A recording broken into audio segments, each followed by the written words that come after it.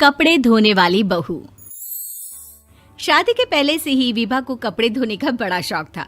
कभी नल के नीचे तो कभी तालाब के पास। अरे मेरी नीली वाली लुंगी नहीं दिख रही है। विभा की अम्मा, कहाँ रखी है लुंगी? अरे वो तो विभा ने परसों ही धोकर रखी थी आपकी अलमारी में, देखो वहीं होगी। वो ना मैंने आज धो दी, मुझे लगा कि गंदी हो गई होगी। अरे कैसे गंदी हो गई थी? उसे तो मैंने पहना भी नहीं। हे भगवान, इस लड़की के कपड़े धोने की आदत से परेशान हो गया हूँ मैं। जितना तो घर में राशन नहीं आता, उससे कहीं ज्यादा डिटर्जेंट पाउडर का खर्चा है। इसकी शादी करवा दो, शादी जाए अपने घर में ही करे काम, फिर चाहे घर के कपड़े धोने हो या पूरे गांव के। हाँ ठीक बोल रही हूँ, देखता हूँ मैं कोई लड़का। वो दिन भी आ जाता है जब विभा को देखने लड़के वाले आ जाते हैं। लड़की मुझे अच्छी लगी। होने वाली सास कहती है, बेटी अगर कुछ पूछना है तो पूछ लो। वैसे तो हमारी लड़की बहुत ही शर्मीली है, जो बोल दो वो मान लेती है, इसे क्या पूछना होगा। अरे कैसी बात कर रही हो माँ, मुझे इन लोगों के घर रहना है, सवाल तो कई है। हाँ हाँ बेटा, पूछ लो ना, क्या पूछना है। आप लोगों के घर कपड़े कौन धोता है? सास का मुंह बन जाता है। देखो, अगर तुम ये कहना चाहती हो कि तुम्हें कपड़े धोने नहीं आते तो सुन लो, कपड़े मैं ही धोती हूँ, लेकिन तुम्हारे आ जाने के बाद मैं रुमाल तक नहीं धोऊंगी। अरे चुप रहना भाग्यवान, बहू बेचारी घर आई नहीं, उसे डराना शुरू कर दिया। वो क्या है ना बिटिया, अभी तक तो ये कल्लू की माँ ही धोती थी, लेकिन अब तुम्हारे पापा तो दहेज में वॉशिंग मशीन देंगे ही। तभी विभा की माँ बोल पड़ती है, सवाल भी पूछा तो क्या। वैसे भाई साहब, मशीन की तो फिर भी कपड़े धोने की कैपेसिटी होती है। मतलब जो बिटिया दे रहे हैं ना विभा, इसे कपड़े धोने का बहुत शौक है। ये आप लोगों के क्या, आस पड़ोस गांव मोहल्ले सबके कपड़े धो दे और उफ तक ना करे। बाहर देखा नहीं आपने कितने कपड़े सूख रहे हैं? सब हमारी बिटिया ने ही तो धोए हैं। बस भी करो ना माँ, शर्म आ रही इतनी तारीफ सुनकर। और तो और एक दाग निकाल कर दिखाओ तो मान जाऊं। हाँ अच्छा, माफ करना बेटा, मैंने गलत समझा। हमें तो रिश्ता बहुत पसंद है। और ऐसे जुड़ जाता है रिश्ता कपड़े धोने का शौक रखने वाली विभा का। उसकी शादी हो जाती है कोयला फैक्ट्री में काम करने वाले कल्लू के साथ। शादी के बाद अचानक विभा चिल्लाती हुई सास के पास आती है। सासू माँ, अरे सासू माँ कहाँ है आप? ये तो धोखा है, धोखा दिया आप लोगों ने मुझे।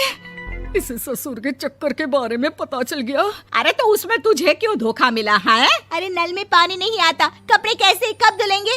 अच्छा, तू पानी नहीं आ रहा उसकी बात कर रही है। तो आपने क्या सोचा? कुछ नहीं। अच्छा, तेरी माँ ने कहा था कि कपड़े धोने का शौक है तुझे, याद आया मुझे। शौक बोलकर कपड़े धोने वाले मेरे जुनून को कम ना आके सासू माँ, कपड़ा धोना मेरा गुरूर है। तभी पति भी वहाँ आ जाता है। अभी मैंने इसे सनी देओल की फिल्म दिखाई है, उसी के डायलॉग मार रही है माँ। अच्छा सुन, साफ साफ बता रही हूँ, पानी सुबह 4 से 6 और शाम को 10 से 12 आता है, समझी? विभा टाइमिंग सुनकर हैरान हो जाती है। ये क्या भूतों का मोहल्ला है? सुबह 4 बजे उठकर कौन कपड़े धोता है? 4 बजे टंकी में पानी जाता है, फिर सारा दिन धोना ना, किसने मना किया? अरे कैसी बात कर रही हैं? 200 लीटर की टंकी में कितने कपड़े धो लूंगी मैं? सुबह ही उठ जाऊंगी मैं। अब क्या था, विभा सुबह 4 से लेकर रात के 12 बजे तक कपड़े ही धोती रहती। एक रोज सास पड़ोस से निकलकर कहीं जा रही होती है कि साथ वाली कहती है, हाँ कल्लू की माँ, जरा ये बताओ कि 2 साड़ी है, 2 ब्लाउज और एक पेटीकोट और एक नाड़े वाला लंबा कच्छा। हाँ तो? अरे तो क्या, कितना लोगी धुलाई ये बताओ। धोबन दिख रहे हैं हम क्या? हमारे पति सरकारी नौकरी से अभी रिटायर हुए हैं और बेटा सुपरवाइजर है कोयला फैक्ट्री में। धोबन समझ रखा है हमें? हाय रे कल्लू की अम्मा, माफ कर दो, वो तो मोहल्ले में यही सब बता रहे थे कि तुमने बहू को कपड़ा धुलवाने के काम में लगा दिया है। सास को पड़ोसन की बात सुनकर गुस्सा आ जाता है। वो घर पहुंचती है जहां घर के बाहर ही इतने सारे कपड़े सूख रहे होते हैं जितने कि किसी धोबन के घर पर। अरे ओ कल्लू की दुल्हन, बाहर निकल। माँ जी यहीं आ जाओ, बाथरूम में चादर धो रहे हैं हम। अरे अभी हम धोते हैं, तुमको बाहर निकलो। ये आस पड़ोस वाले बोल रहे हैं कि हम बहू से कपड़े धुलवा कर उसे कपड़ा धोने वाली बना दिए हैं। अरे छोड़ो ना माँ जी, किन लोगों की बातों में आती हो? आस पास के लोगों का तो काम ही होता है कि वो किसी तरह सास बहू को लड़ा दे। बहू सारे घर के कपड़े धोती है, ये क्या कम है? बोलिए। सास को भी लग जाता है कि वो बहू का ये सनकीपन नहीं छुड़वा सकती, इससे अच्छा है कि खुद ही चुप हो जाए।